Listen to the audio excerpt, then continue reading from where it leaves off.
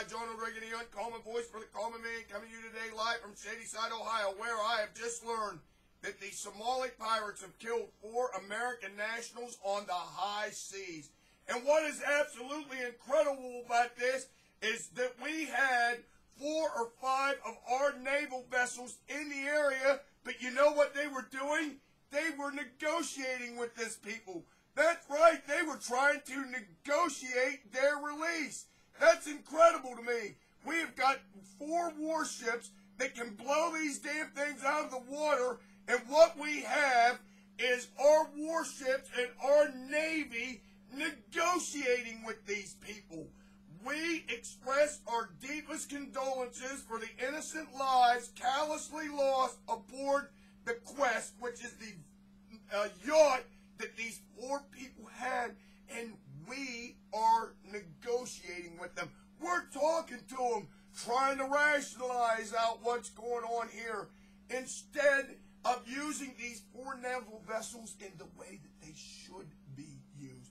For one thing, I am saddened to hear about the loss of American life, but with that being said, you should know that you can't be going around the eastern side of the continent of Africa. The Somali pirates are all over there. And besides that, remember when President Obama first took office and we actually killed a couple of them, he was praised of using military force. What did he kill? Maybe 1 or 2 of them and got some sort of captive release, and he was the big stick man. He was the man using military force. Now we have been reduced to negotiating with these pirates. Hell, the British the other day paid ransom to get some of their citizens released. It's absolutely incredible as to how a bunch of ill-armed, ill-equipped pirates are terrorizing the free world. But I can explain to you why that is going on, at least as far as we, the United States, is concerned.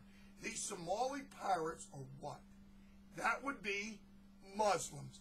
And our worthless Islamo-loving president and the Islamo-loving, Islamic-loving military under his leadership will not take any military action against anybody flying any flag that has the crescent moon on it. I guarantee it. These people are running wild all over the eastern side of Africa, and nothing is done about it. Nothing. Now, what should happen, of course, is that the negotiations, since they have have broken down, and these 4 American citizens have been murdered by these Somali pirates, it is now time for the negotiations to cease. What it's time for now is action, and I mean in the strongest terms. It is now time for the F-18s to be flying off the decks of the carriers, off the USS Reagan, the USS Harry Truman, and level Somalia and just wipe it out. It is now time for our ships to cruise into firing range and begin the bombing and shelling of where we think these pirates are at. And on top of that, it is now time for our destroyers and our frigates to sail closer to sea or shore, and as soon as they see something that they suspect is a Somali pirate, blow it out of the damn water. Maybe then they'll get the drift of it. But until then, this problem will not go away, and innocent lives will be lost.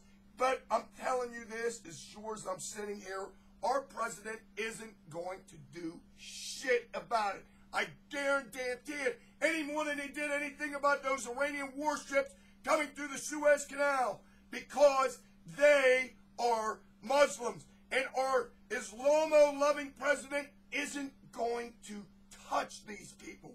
But by God, he ought to, and it ought to start right now. And that ought to be the second thing that a Republican president, when he comes into office, ought to do.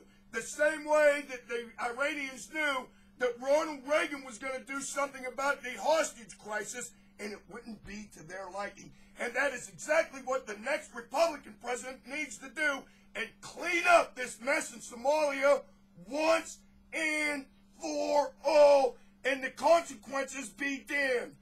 Shoot first and ask questions later. Until next time, this is Ronald Reagan saying this to you now. You see this flag behind me? That's John Paul Jones. We have come a long way from, sir, I have not yet begun to fight, and now we have, please, let's talk about it. I say this to you now, when travesties like this break out, my tirades break in. Over and out.